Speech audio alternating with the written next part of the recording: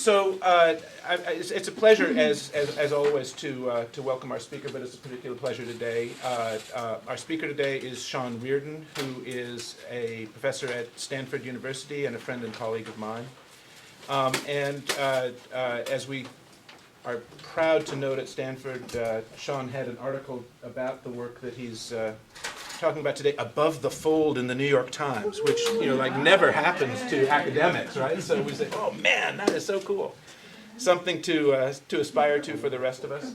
And his work on income achievement gaps has really, I think, changed the policy conversation, certainly not just in California, but nationally, as we think about how to increase achievement for disadvantaged students. So Sean's going to talk about his work both in national context, but also in international context. And Sean, thanks for coming.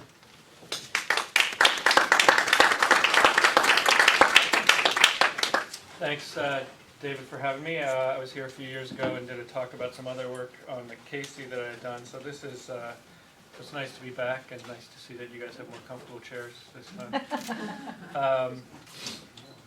So what I want to sort of tell you about is this sort of a couple different pieces of work I've been doing over the last few years that are all about trying to understand better what's been happening over the last 3 or 4 decades in the U.S.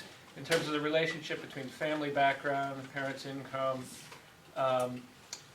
rising economic inequality, and how well children are doing in school, and who's going on to college and things like that. So this is sort of the big macro picture story about the last 30 or 40 years in the U.S.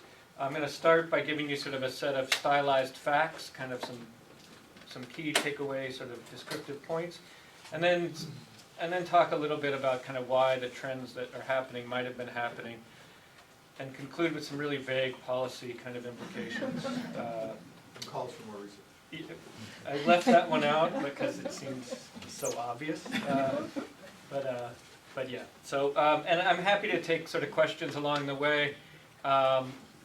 If you want to ask a question along the way, feel free to. I'll reserve the right to kind of stop taking questions if we get too many, so I can get through things. But often it's better to kind of have the questions in the middle when they're on your mind, so we can do that. So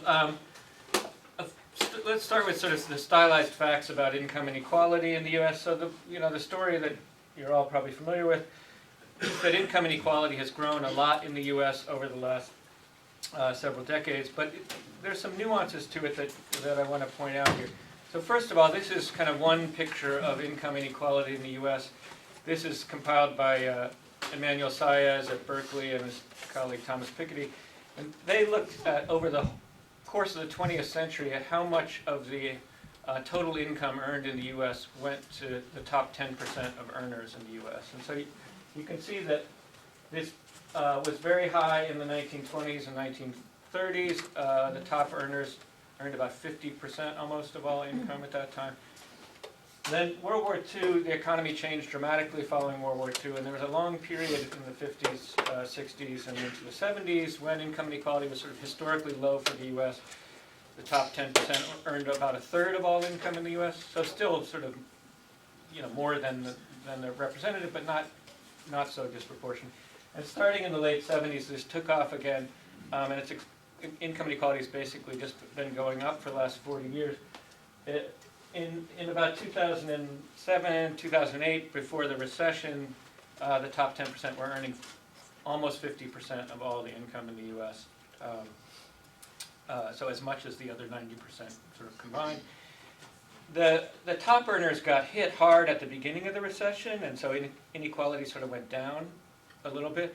But if we, this only goes up through 2010. If you can see the data for the next few years, it's going to have gone up again because the top earners, whose money was mostly in investments, the stock market has sort of gone up, and so people whose money is in investments has gone up a lot in the last few years, and so all of that, 93% of the income gains in the last few years has gone to the top 10%. And so if we see the next few years, it's going to keep going up, unfortunately. So that's the story of overall income inequality. But when we're thinking about education, we really want to think about the income inequality among the families of school-age children.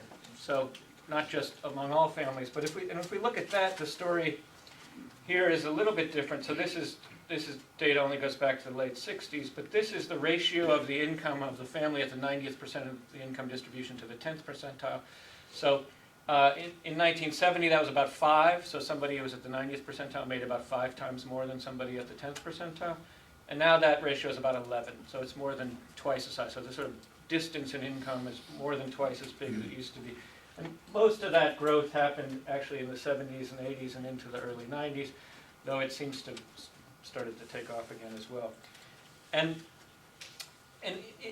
you might sort of say, well, is it because income inequality is growing at the top? That's the story we usually have been hearing. Or is it because it's sort of growing at the bottom? Are the poor sort of falling further behind the middle class, or are the rich pulling away from the middle class? So these two lines help to answer that story. The blue line, the top one, tells you the ratio of the income of the median income family to the 10th percentile family. So that tells you how far apart the sort of the bottom is from the middle. And that grew a lot in the 70s and 80s. So in the 70s and 80s, the middle class sort of surged ahead of lower income families. But now that in the last couple decades, that distance has stayed about the same. And then there's been this sort of long, slow, steady increase in the income inequality between the high earners and the middle class, but not nearly so sort of dramatic as there. And so we'll keep this picture in mind a little bit later. So for children in school, income inequality actually grew a lot more in the 70s and 80s than it grew in the last few decades. I have a question. Is this nationwide data? Or This is nationwide. Everything I'm going to tell you today is nationwide. I don't have any California-specific numbers for this, but Could we see the previous slide again, Sean? yes, you could. So it's from about 5 to about 11. It goes from 5 to 11, and if you multiply these two by each other, they would equal the other one. You know, it's this 90-50 ratio times the 50-10 equals the overall one. But so that's sort of this for children in school. Income inequality has gone up a lot, but it went up a lot more at the bottom end of the distribution early and more at the top lately. All right. So what's happened to academic achievement for high and low income kids over this same time period? So first of all, it's hard to figure out how to measure. Like, we know how to measure the black-white achievement gap because we just take the average score of black students and subtract the average score of white students, and we get a difference. But you know, income is this sort of more complicated thing. So I just want to tell you quickly how we measure that. What we do is we make a plot that plots students' average achievement levels against their family's rank in the income distribution. So instead of sort of dollars, the bottom here, if you can see it from the back, is in sort of percentile ranks, not in dollars. And so, you know, at the 90th percentile in this is 1988. In the 90th percentile, families were making about $70,000, and at the 10th percentile, they're making about $8,000 or something. But this is sort of how achievement is related to income. On average, achievement's higher for higher income kids. And what we're going to do is we're going to sort of say, what's the average achievement of the 90th percentile child? That is the child whose family is at the 90th percentile of the income distribution. And what's the achievement of the child at the 10th percentile? And we'll take that difference and we'll call that the sort of achievement gap between high and low income kids. So when I show you these achievement gaps between high and low income kids, it's sort of that difference. And of course, if this line gets steeper over time, then that gap's going to get bigger, and if the line gets flatter over time, that gap's going to get smaller. And your income is federal adjusted, net, it's gross? It's so most of these come from sort of surveys where they just ask a family, what was your total income last year?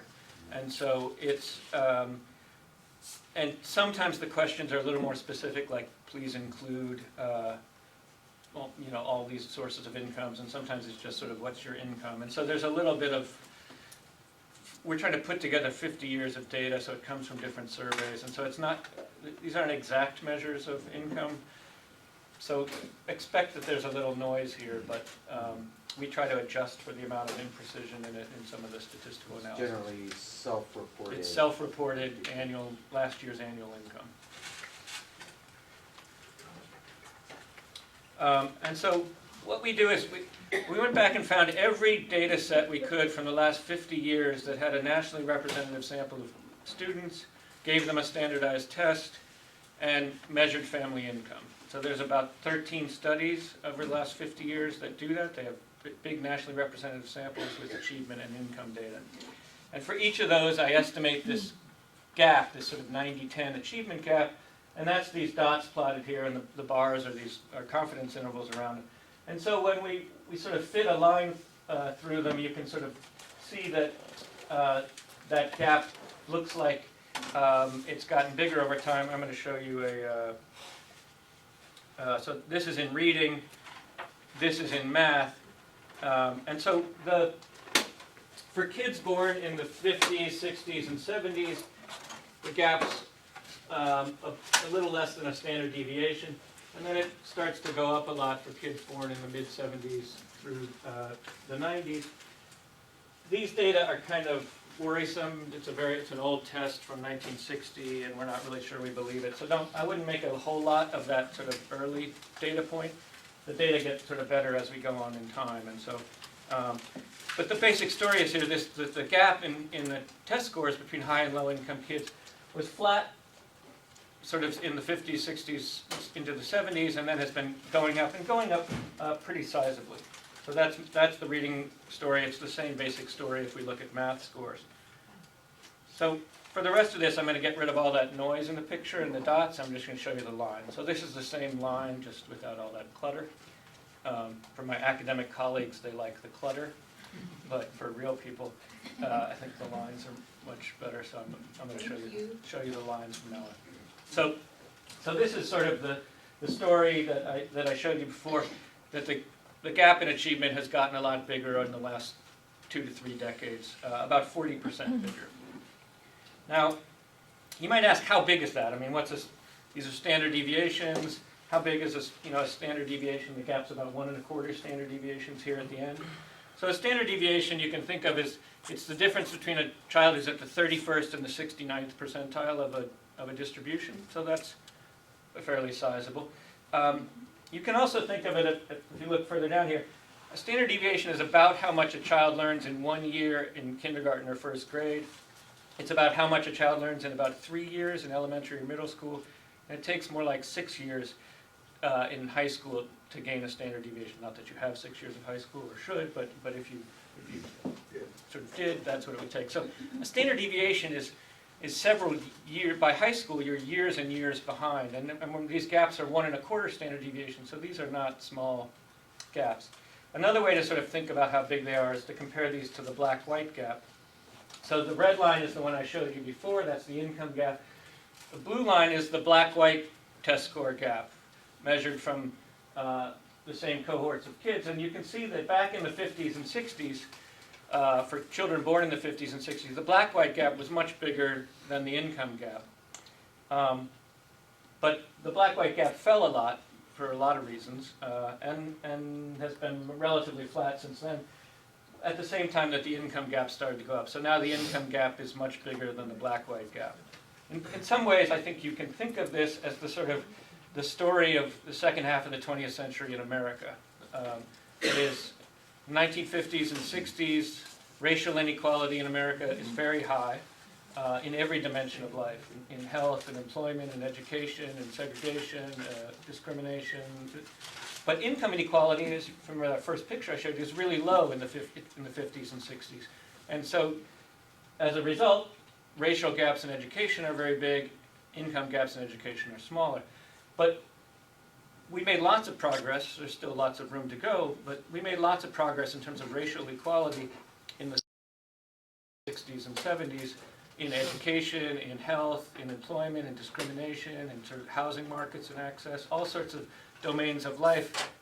Racial inequalities have declined a lot, while income inequalities started to take off. And so this sort of tells that story, how that story sort of has played out in education.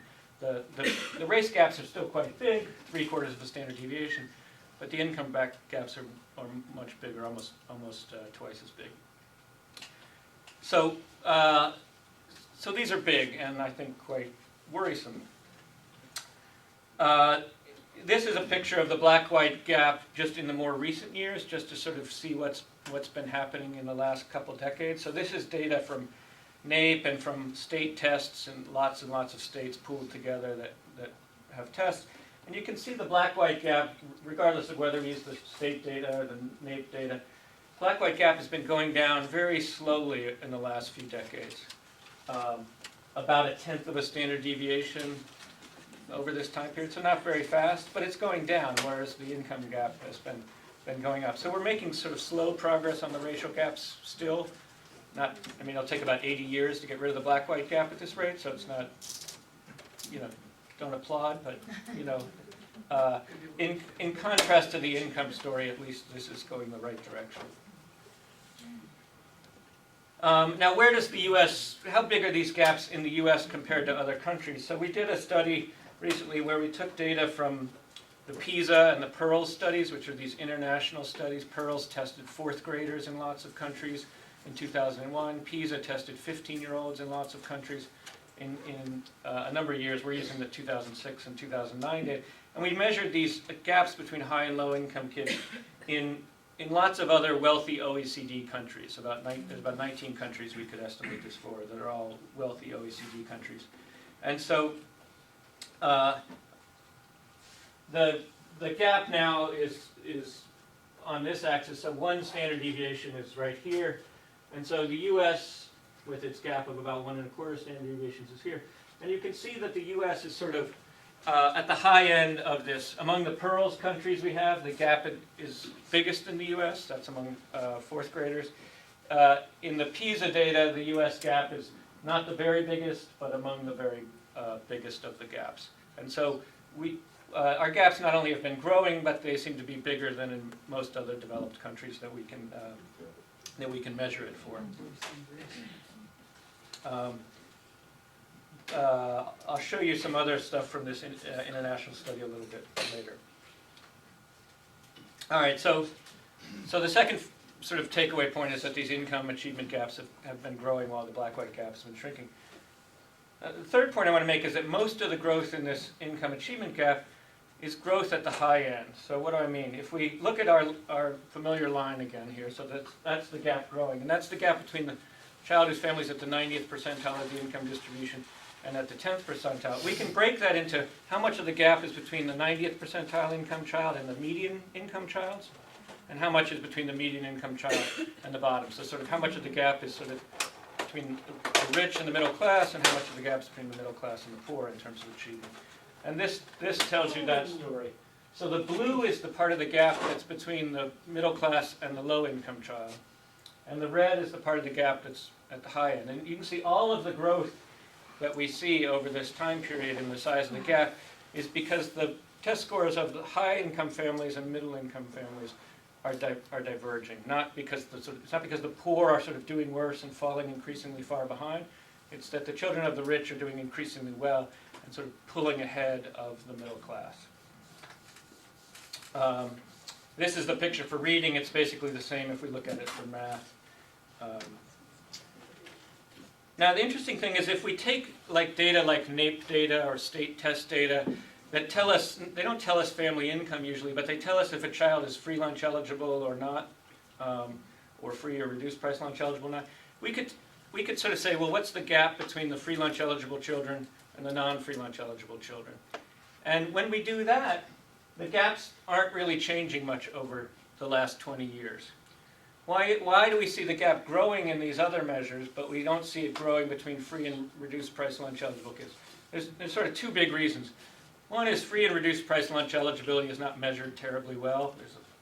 Any of you who've worked with schools and free lunch eligibility stuff know that it's a very sloppy, is a nice word for it, kind of process about who gets classified that way and whatnot. So that's one of the problems. But the bigger problem is really that when we compare free lunch eligible and non-free lunch eligible kids, we're sort of comparing the bottom 30 or 40% of kids to the top 60 or 70% of kids.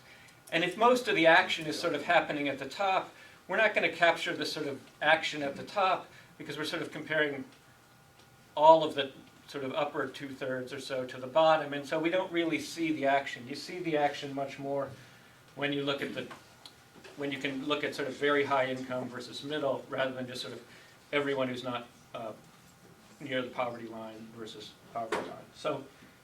So looking at income tells us a somewhat different story than just looking at free and reduced price lunch eligibility.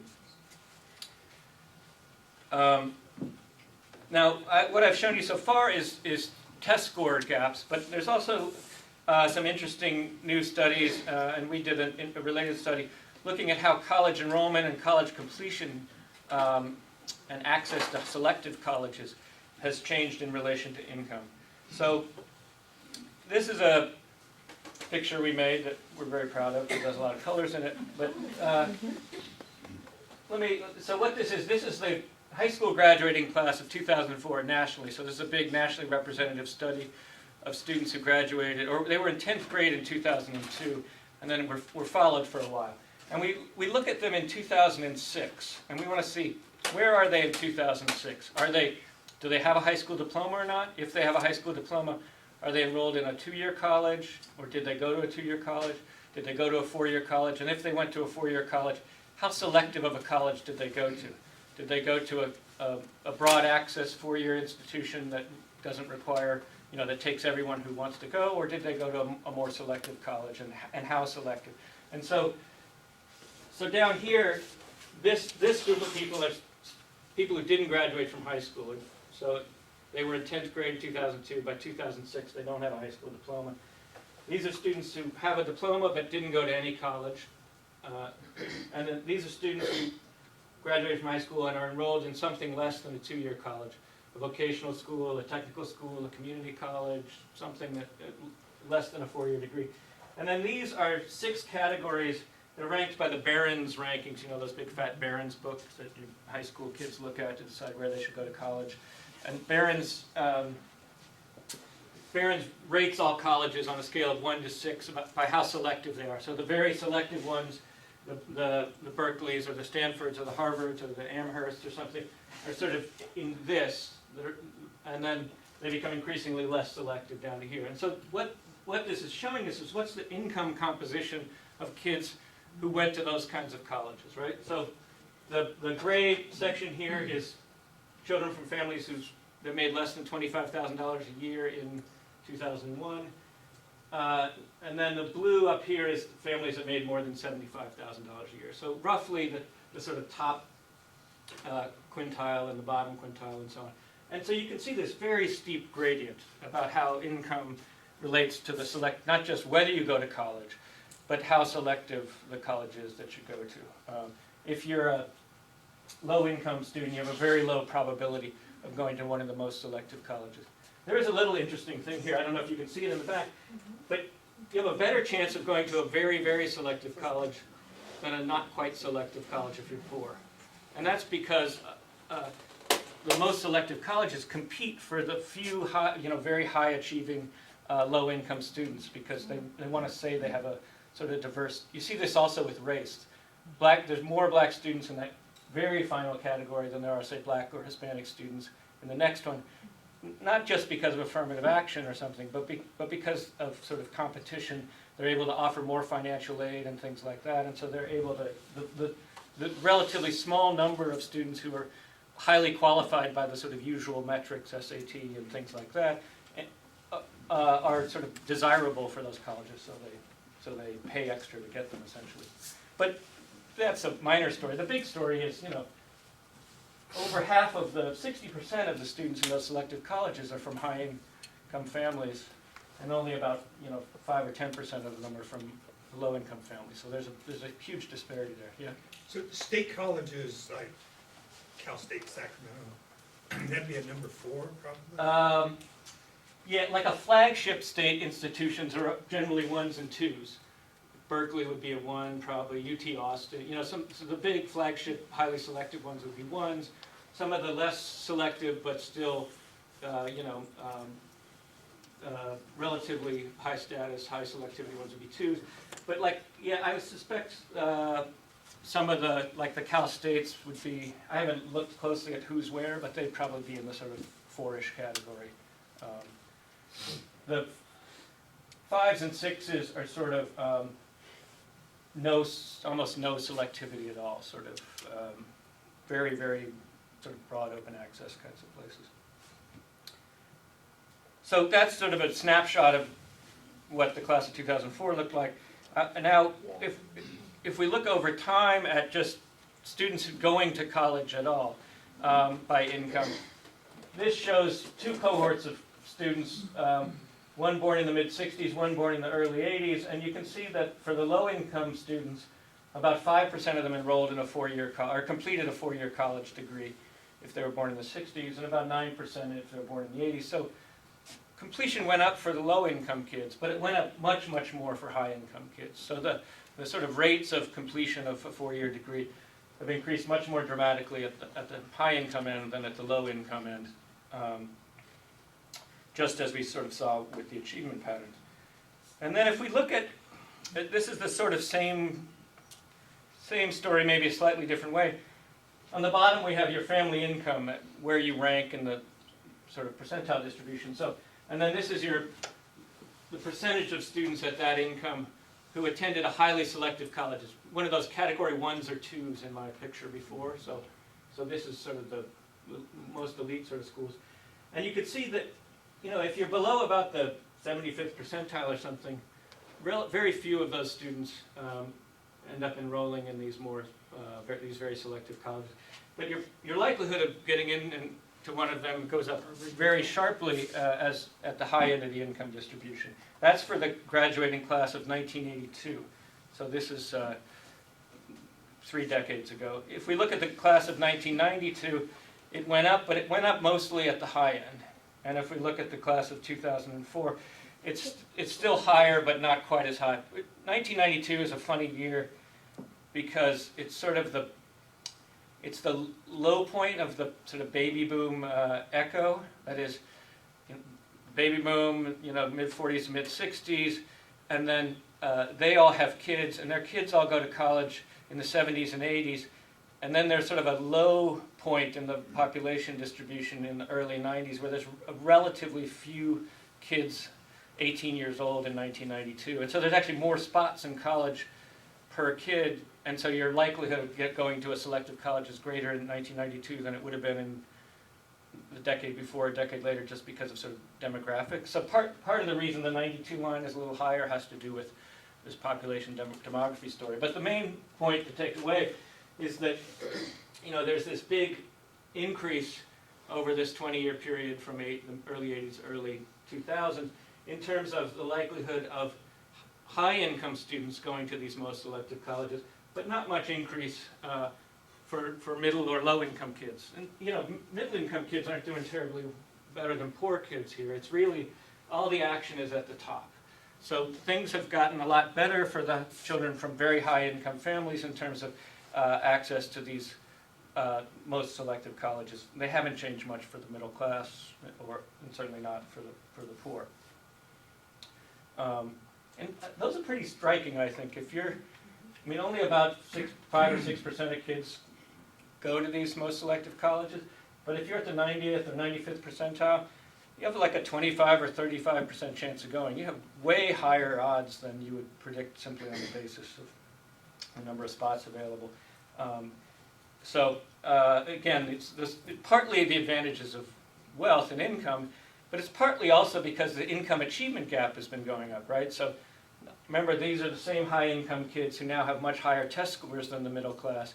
And there's some other research that folks have done that show that colleges increasingly rely on test scores in access to these selective colleges. And so there's this sort of combination where test scores have gone up for the high-income kids a lot, and test scores matter a lot more in getting into these most selective schools, and as a result you have this increasing concentration of the kids from the wealthiest families in the most selective schools. And of course, going to the most selective schools, people think matters a lot. The evidence is a little shaky on whether it's really that much better to go to, I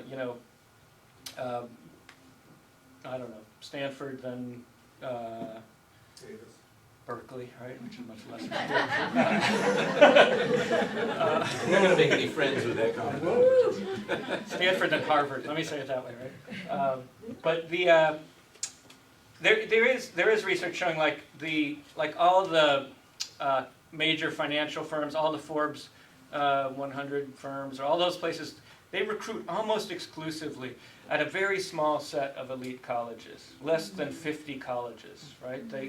And so getting into those colleges not only gets you access to a whole sort of social network as well as a very fine education, but it also, gets you access to a whole employment and labor market network that you might not have access to if you went to a school that's sort of a little bit further down the rankings. And so this matters, I think, because it has potential sort of consequences for sort of the reproduction of kind of this kind of inequality. Yeah. This kind of surprises me because in the 80s is when we still had grants, not necessarily loans, Mm-hmm. but there's hardly any difference in that lower income. Well, for these most selective colleges, I mean, it's more true now than it used to be. The selective colleges are helping to pay a lot of the tuition for Still, yeah. for low-income kids, even back then. They do it even more now than they used to. You don't even have to be low-income to get, like, places like Stanford and Harvard and Princeton. If you're anywhere below about here, tuition is free. If you get in, if they admit you, they will pay all the tuition. And so the cost of enrollment at some of these most elite colleges is not a barrier for low-income kids. It is not everywhere, but in some places. It's more the getting in. And getting in is partly driven by sort of test scores and achievement in school, but also, all sorts of things that have to do with income. The ability to get all the sort of lessons and do the things that make you have this polished CV and all of that sort of thing.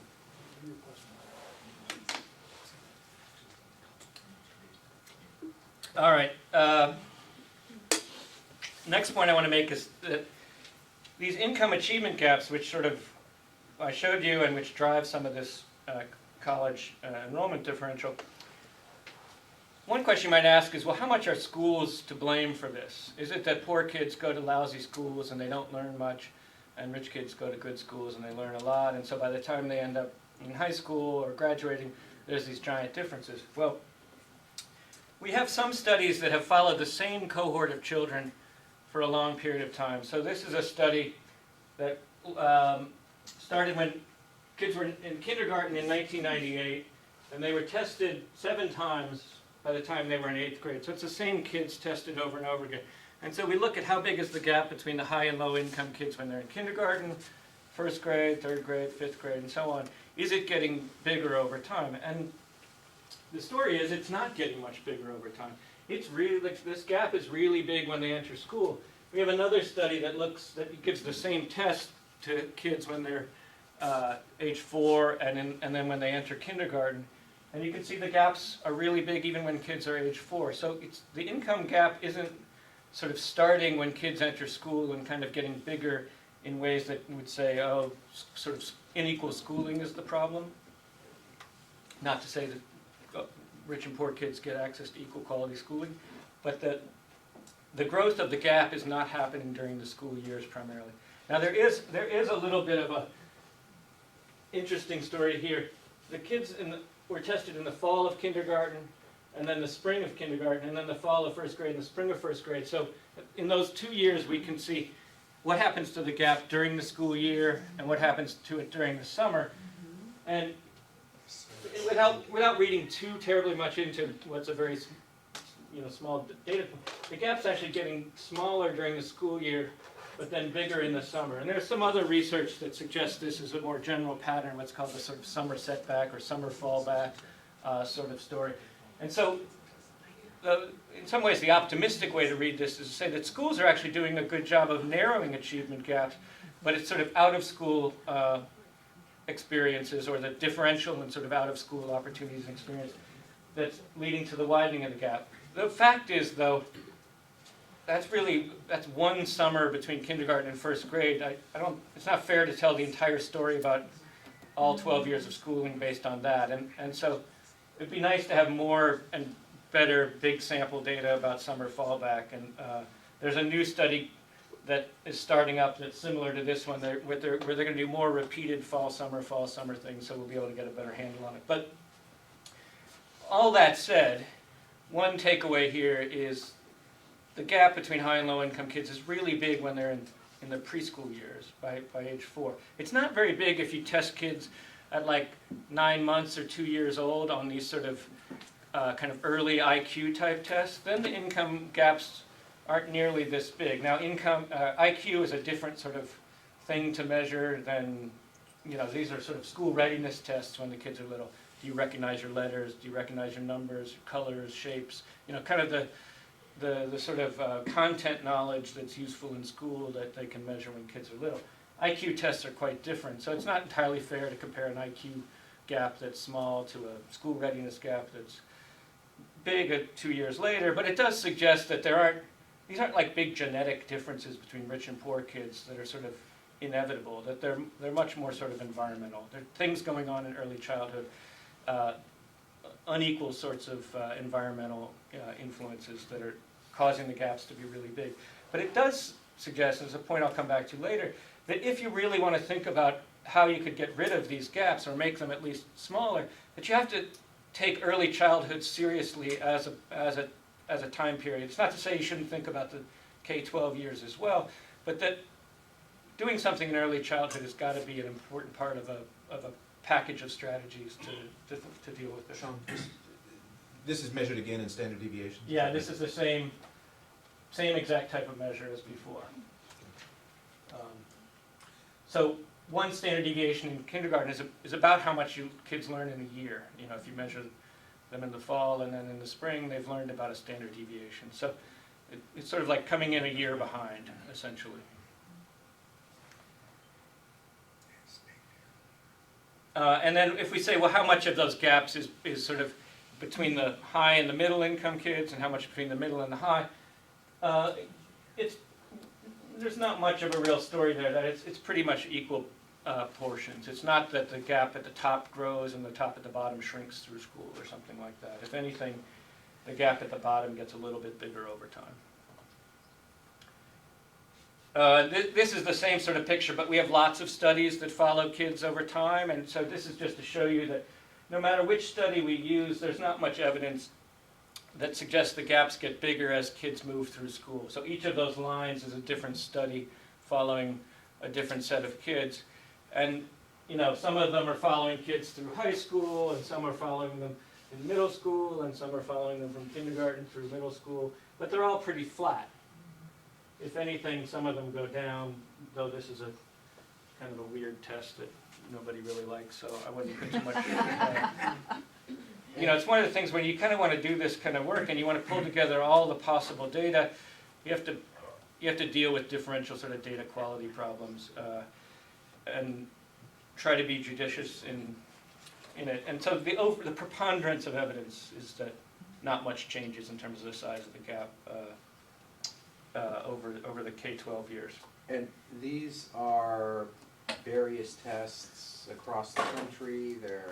These are all nationally representative samples. So what they do is they draw a probability sample of schools, and then from each school they draw a probability sample of kids, and then they track those kids over time, and they give them tests. These are tests generally developed by NCS, the National Center for Education Statistics, or one of its contractors like ETS or somebody like that. So they're not tied to any state-specific standards. They have some similarity sometimes with some NAEP items, but they're not NAEP-like per se. They're supposed to be general. The reading ones are sort of general reading skills, comprehension skills, and the math ones are sort of age-appropriate kind of math skills, but not tied to any particular curriculum or standards. Mm-hmm. And so it's the same test in any one study. It's the same. So this one here is a test that has a vertically equatable metric. So as kids get older, some of the items get harder and they take off the easy ones, but they can equate the test over time. So they're as sort of as good as you can do, I think, with these longitudinal. And you are trying to aggregate up to look at these national income right. inequality trends. So I assume you weren't looking at effects of different kinds of schools on the income Right. achievement. Yeah, so that- high resource communities. This is a sort of super high level description, sort of, let's take all the kids in the country who have incomes at about the 90th percentile and all the kids at about the 10th percentile and just compare their test score differences without trying to say why they're different. Right. So you're saying on average, school is not, doesn't appear to be increasing the gap. Well, on average, the gap isn't getting bigger during the school years. But it could be, as I said, schools are actually making it smaller, but it's getting bigger in the summer and it ends up being a wash. It could be that it would get bigger if schools, you know, as kids age, if schools weren't doing the things they do. So it's not to say schools do nothing, it's just to sort of say that whatever is going on in those years, on average, the gap is neither getting much bigger nor much smaller.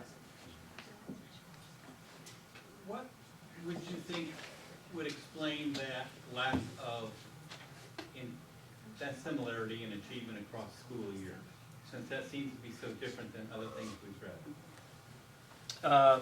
This picture here, what explains it? I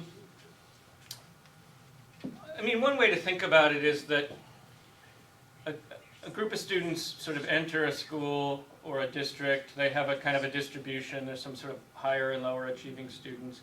And schools don't make dramatic changes in where kids rank over time. The kids who are generally scoring at the bottom or at the beginning of the year or sort of scoring at the bottom at the end of the year and at the top. And so that there's just a kind of a general sort of stability in ranking of kids. And these gaps, remember, are measured in standard deviation units. And so there is a little, it's tricky to sort of think about if the high achieving kids learn faster and the low achieving kids learn slower, the gap would get bigger in some ways of measuring it. But then we standardize it, and so it ends up sort of making the standard deviation sort of always the same over time. And so this is sort of more like saying that the rank of high and low income kids in the test score distribution doesn't change much over time, the relative rank. So that high income kids on average might be at about the 80th percentile and low income kids on average are at about the 20th percentile. And individual kids might move around, but but that doesn't change much. That's one way to sort of think about it. That there's a kind of stability in your sort of relative rank within the distribution. Going back to an earlier slide, so at kindergarten, they're 1 year behind, a little over 1 year behind. But by 14 years old, they're 3 years behind. Yeah, so, you know, when you look at these vertical test metrics, kids learn very fast early on, and then the rate of learning kind of slows down. And so the amount that the average kid learns relative to the distance between, you know, the highest and low achieving kids in their age group slows down over time. And so in kindergarten you're learning very fast, so a standard deviation only takes you sort of a year to make up, but later on you're not, on average kids aren't learning as fast, so it takes you multiple years to make up a standard deviation. And it does, like you said, it really makes it extremely critical, not just pre-kindergarten, but very early on, you know, 2 years old, year or 2 years old, that to really concentrate on those early years. I know I lucked out. My mother would read to me every night. By the time I got to kindergarten, I could read and write. I could write my own name. And that put me way ahead of a lot of people. And so we were, you know, working class. Yeah. So, but those key ages are absolutely critical for any achievement. Yeah, and I'm going to come back a little bit to what some changes in parenting behavior over this time period that might help us understand this and help us think about what to do about it. This is just sort of a quick aside, Sean, but you know, having noted this phenomenon of this decrease in I've often wondered how much that might be an artifact of what we're measuring. That it's not really, maybe it's not that kids are learning not learning that, they're just learning things that we aren't measuring. They're learning how to date, they're learning how to drive, they're learning how, all sorts of things that we're not measuring. That's right. And they've, pretty much had their reading and writing and getting where they're gonna get in reading and writing. So I just wanna point that out. Learning maybe, maybe not, but what we measure, Yeah. Yeah, so, yeah, I mean, these is a narrow set of outcomes I'm looking at. I'm looking at sort of performance on standardized math and reading tests. There is some really interesting new work that Bob Putnam is doing. You might know Bob Putnam from sort of Bowling Alone and American Grace, these very well-known books he wrote, Social Capital and this sort of thing. Well, Bob's been doing this work where he's been looking over the last 30 or 40 years at some other data sets where they don't have test score data, but they have sort of information about students' civic engagement, how much they join clubs, are they the leader of a sports team or a club, a bunch of sort of pro-social, socially positive kinds of behaviors that we would want kids to be doing. And he's looking at how that's, not just how those trends have changed over time, but how they've changed differently for kids from well-educated parents or high socioeconomic backgrounds versus low. And he finds very similar patterns to this. That is,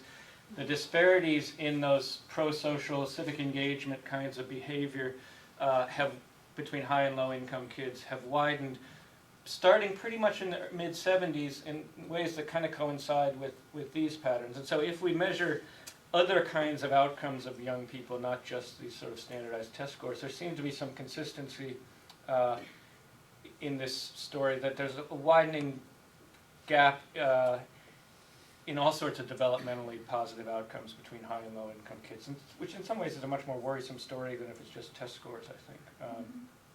Not that test scores are trivial, but we spend a lot of time talking about test scores in the common, in the current educational climate, and I like that Bob is thinking about some other kinds of developmental outcomes. I don't love what he's finding, but it's not his fault what the data say, right? So let me move on a little bit. Last stylized fact I want to make, which is run off the bottom of the screen, which says average achievement has gone up over the last few decades. I'll show you a picture. So some people say, well, the gaps are getting bigger because the poor kids are just doing a lot worse. Our schools are worse, and there's this kind of refrain about how terrible education is these days, and it must be the bottom that's really the problem here. Well, if you look at NAEP scores, and so NAEP, these are the national NAEP scores from the long-term trend data. It's the same test. It's been given to nationally representative cohorts of 9, 13, and 17-year-olds since the 70s. And if you look at the trends in NAEP scores, they've gone up, particularly in math. They've gone up in reading, not as much, but there's no evidence that average achievement is going down. In fact, if you look at the average 9-year-old today, and they have the same NAEP score as an 11-year-old had in the late 70s. So that's 2 grades. That is, the average 9-year-old is 2 grades ahead of where the average 9-year-old was 35 years ago. So that is not, we should be happy about this. This is, we're doing better than we used to be. Maybe we're not doing as well as everyone would like, but this is not bad news, right? And if you look at it broken down by sort of kids' social background, their parents' education, even kids from the lowest income backgrounds or the low education, their scores have gone up too. Not as much as the average, and the kids from the high income families have gone up much faster. So it's more a story that everyone's going up, but the scores of the high income kids are going up much, much faster than the scores of the middle or the low income kids. It's not the bottom falling out story, it's the top pulling away story. So again, 13-year-olds are doing about like 14 or 15-year-olds were, and 17-year-olds are only doing a little bit better than they used to, but still better. So that's a set of stylized facts that I want you to sort of sit with, and now I want to sort of talk a little bit about why are these trends happening, and maybe we can talk a little bit about what might be done about it. So a couple ideas about what might be driving. Well, inequality is growing. And since inequality is growing, maybe that's just making the gaps in achievement go up.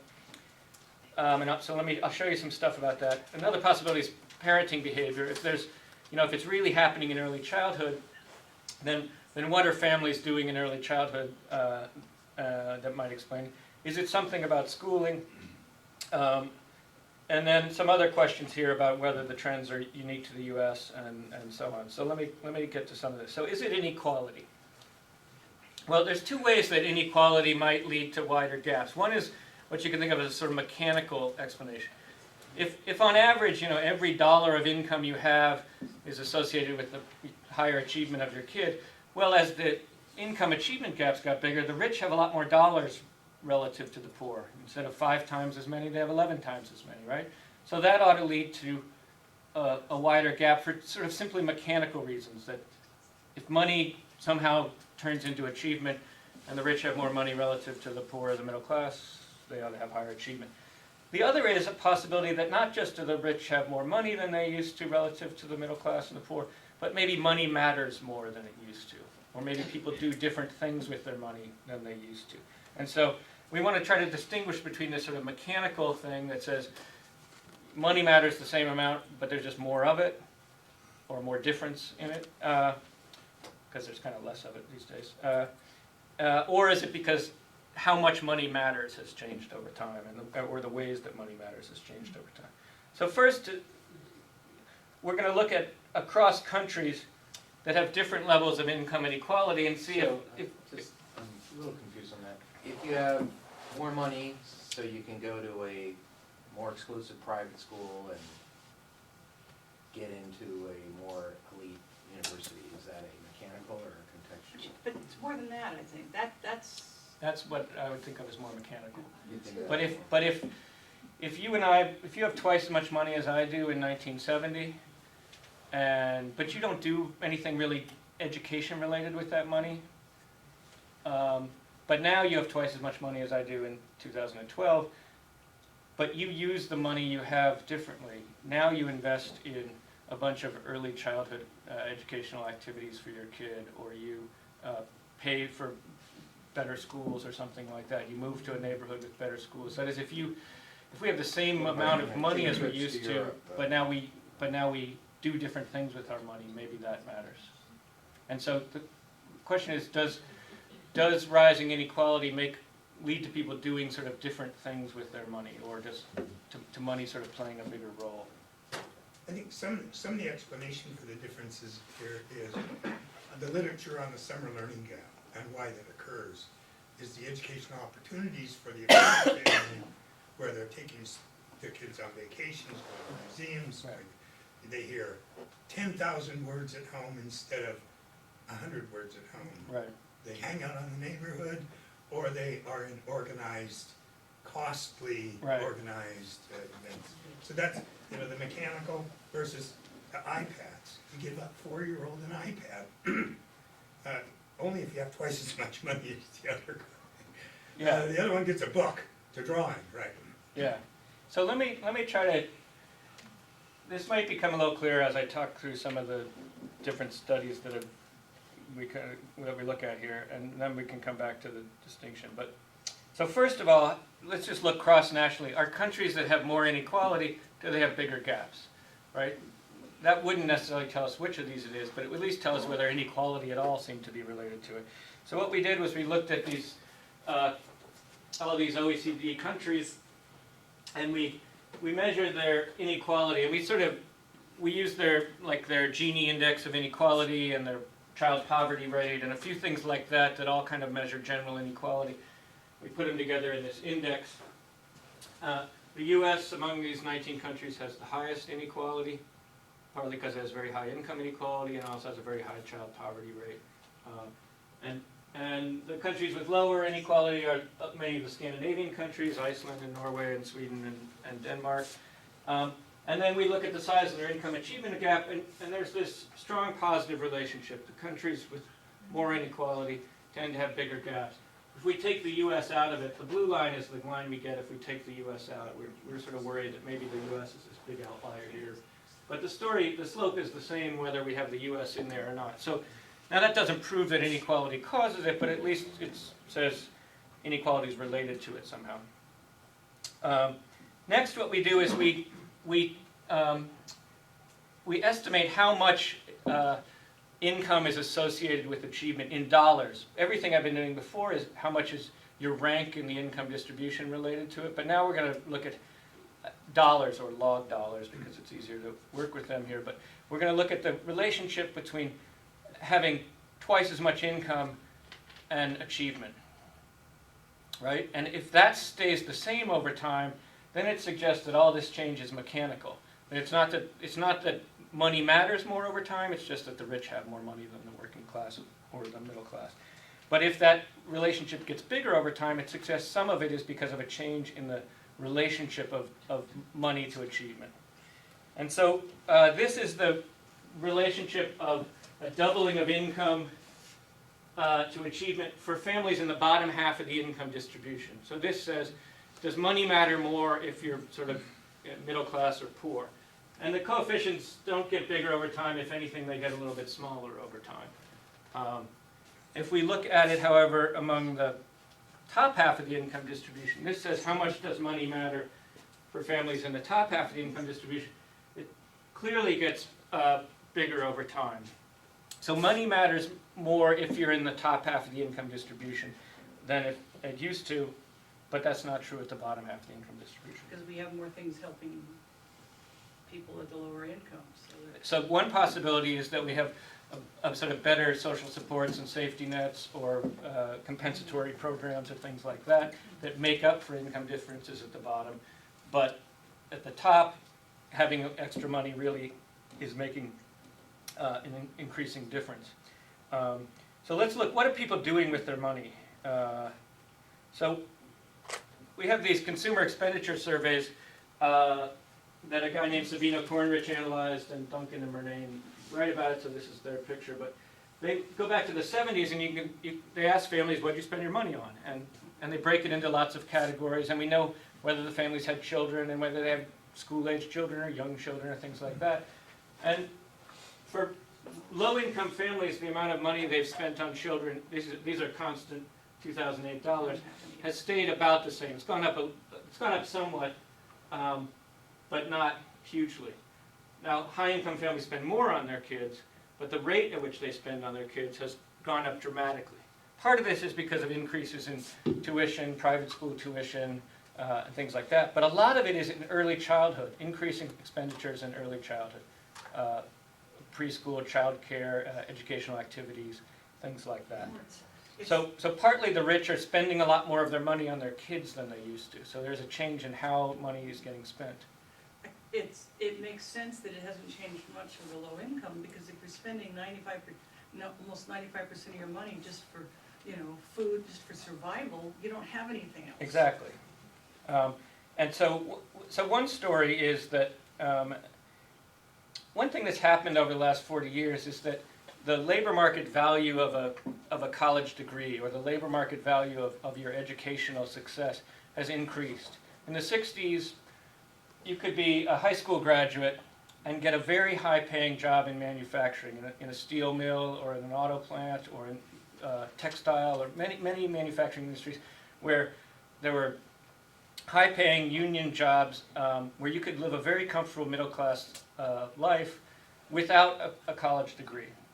And a lot of those jobs are gone, and so we have a sort of increasingly bifurcated sort of labor market, high-skill, high-wage jobs that require a college degree and high levels of skill, and they pay well, or low-wage jobs in the service industry or whatnot that don't require high levels of skill or high levels of education, but pay terribly.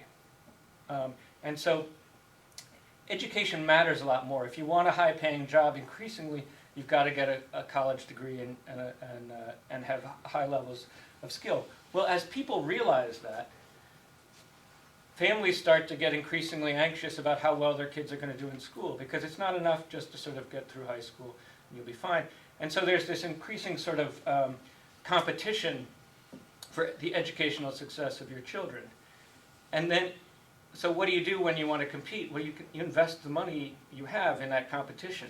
Well, if you don't have a lot of disposable income, even if you want to, there's not a lot of extra money sitting around that you can invest in that. But if you have a lot of disposable income, you can shift it from somewhere else and spend it on education. Or better yet, if income inequality is going up, your disposable income just went up a whole lot, and you can spend a lot of your extra disposable income on education and not really have to cut back on anything. And so what happens over this time period, I think, is that as families realize that the educational success of their kids matters much, much more than it used to, there's an increasing competition for sort of success in the educational market. And education is a kind of a positional game, that it's not enough for me to do good. If everyone else is doing better than me, then I'm not doing so good. And so everyone has to keep trying to sort of do better, get higher on the on the ladder. And so the families with more and more resources invest more and more of them in their kids' educational success, and the kids appear to be doing a lot better. But that only benefits the folks sort of at the top end who have seen their incomes going up and who have disposable income to deal with. And that's one story that I think leads to this sort of widening gap. A couple questions here, yeah? Yeah, how much of that is just attributed to sort of women who are, have made the choice to stay in the labor market, even, when they've had their children, and then are supporting all of those activities while their children, while they're raising their children and working? Whereas it used to maybe be that women would get educated but decide to stay home, and maybe increasingly that's not the case. So Right. how much is that? So part of this, it's a really good question about this in particular, because part of the reason that high-income families are spending more is because they're trading the mom's time for money. That is, mom's not home as much, so they're spending more on childcare because the mom's in the labor market. So some of this, and I've been talking to Sabino about trying to tease apart how much of this is due to that kind of a trade-off and how much is it might be investment above and beyond that trade-off, and we don't know the answer to that yet, but it's important in kind of understanding the dynamic. Well, especially since the 70s. I mean, this is where the chart begins. Right. And you may not have seen it in earlier generations. Yeah, we don't have any of these consumer expenditure surveys to go back before this, so we're stuck. But yeah, so a lot changes. Another thing that changes here in this time period. Let me see if I'll come back to this. So a couple other things changed in the family in this time period, and Sarah McClanahan at Princeton has written a lot about this. So Sarah says that if you look at the demography of the American family over the last 40 years, it used to be, we have these sort of increasingly sort of polarized family structure, where increasingly kids grow up in sort of one of two kinds of family. They either grow up in a family with two parents, both of whom are highly educated. They have high income. The mom had her first child when she was well into her 20s, and either they both work or the mom stays home with the kid. That's one type of family, sort of in a sort of stylized sense. And the other is increasingly a type of family that's a single mom who's undereducated and unemployed or underemployed, who had her first kid when she was a teenager or in her very early 20s, and is a single mom. And and has low income. And so kids with high income increasingly differ from kids with low income, not just in the family income, but in the sort of family structure, because along with income comes a two-parent, where both parents are highly educated, and the mom had the kid relatively late, and so is sort of more adept at parenting or whatnot, and so versus this low income. So this, along with the changes in income, comes this sort of change in family structure. Also, people increasingly marry people who have the same levels of education as them. This is called assortative mating. If you don't know what that is, you're probably doing it. It means it means people marry people with similar, sort of social status or levels of education. And that means that if you have one highly educated parent, you tend to have two, and that's more true now than it used to. Partly because women are getting much more education than they used to, so you don't often have this highly educated dad and less educated mom. Now you have more, and so along with income comes two-parent families, both of whom have high levels of education. And so that means that along with the high income of these families, you've got all this other stuff that might matter for kids' development that's changing along with sort of income inequality. One other thing that's changed here, I think, that's interesting to sort of think about in a little more amorphous way, is how Americans think about what it is to be a parent compared to what they thought about 50 years ago. And so there's some interesting work that suggests parents increasingly think that their job is to stimulate their kids' cognitive development. And they didn't used to think that was their job so much. And Annette Leroux has this work where she spends a lot of time hanging out with these middle-class families, a lot of time hanging out with these working-class families, and watches how they parent. And she says that there's this sort of class difference in styles of parenting or beliefs about parenting. So she says the middle-class parents, upper-class parents practice what she calls concerted cultivation. They think their children are like orchids. You have to nurture them, and you have to pay a lot of attention to them, just the right amount of water and just around this, and there's a lot of very anxiety-producing, and you hover over them delicately, right? Whereas working-class parents think of their children like trees. They grow. You don't water them, right? Yeah. I mean, it's not a deficit view. This is what children do. They grow up. They get bigger. You know, they need clothes and they need some food, but you don't spend a lot of time out in your yard hovering over your trees to make sure that, you know, they're going to make it through the season, right? That's kind of what they do. And so she argues that this class difference in how parents think about their job of parenting leads to very different strategies of parenting and very different kinds of investments. If you think your child is an orchid, you devote a lot more time and a lot more money and resources to just their development and growth. Does she argue that that's changed over time? Or is there... She doesn't, but Julia Wrigley does. So there's this really great study. It's one of my favorites. So Julia Wrigley does this. She goes back and she looks at all through the 20th century. She collects magazine articles aimed at women, like Ladies' Home Journal and Good Housekeeping and a bunch of magazines like this.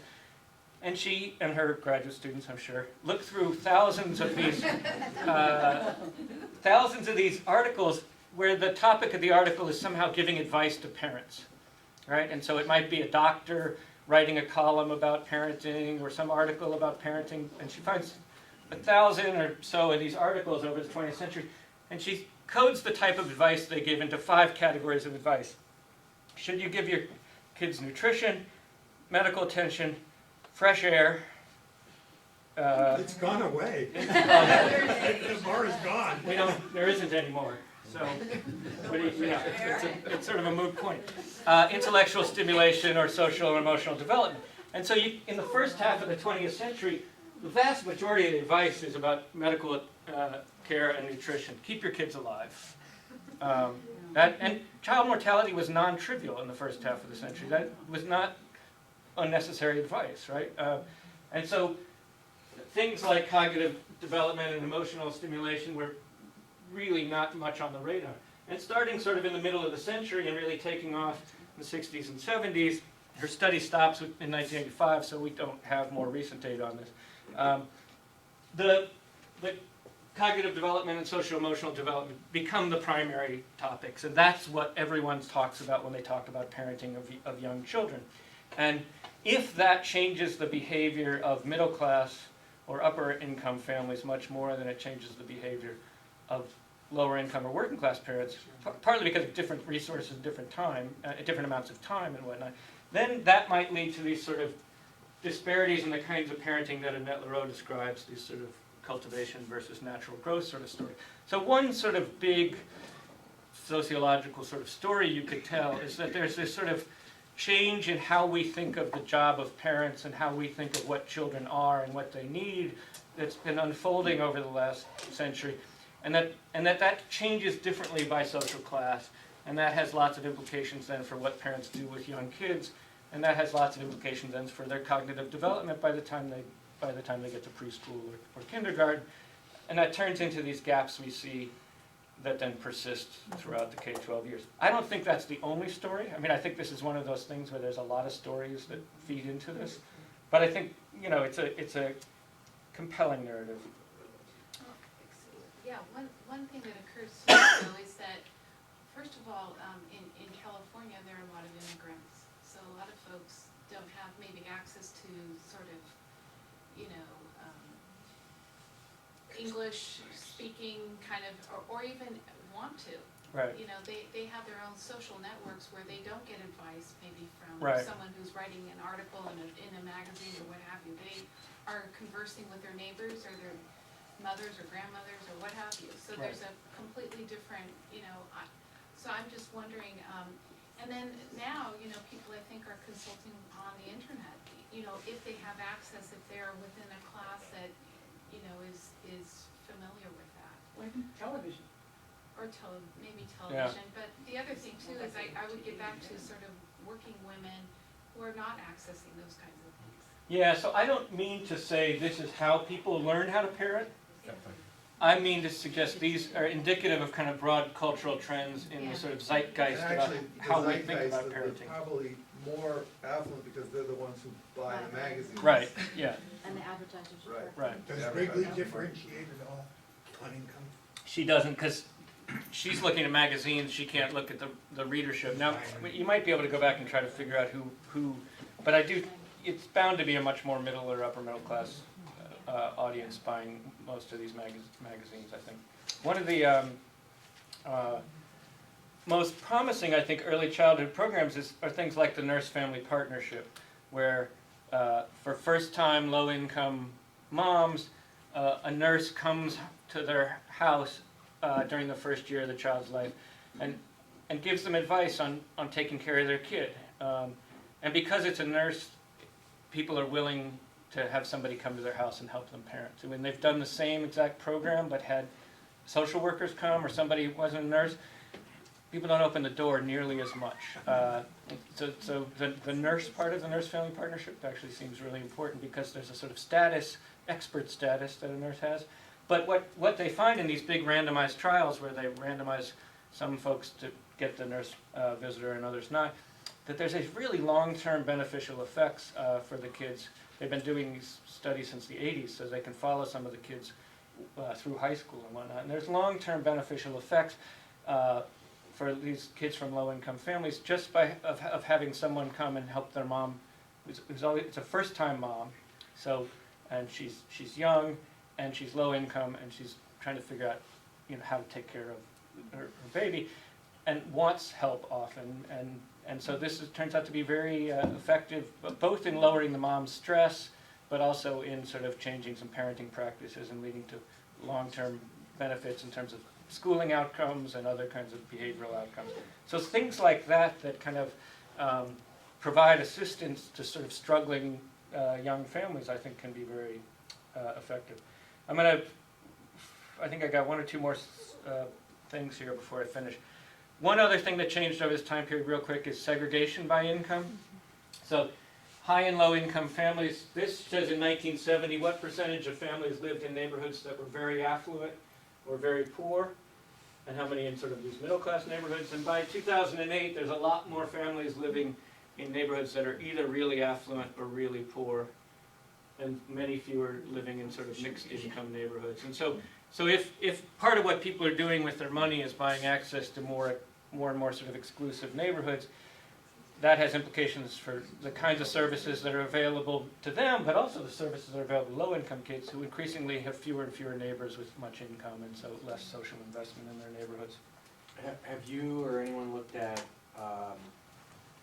did a similar kind of analysis against school populations by income to see if they become? We've been trying to do it, but it's turned out to be, the data aren't nearly as good as we need to do it well. So we're working on it, but we can't tell how much more sorting there is by income among schools just yet.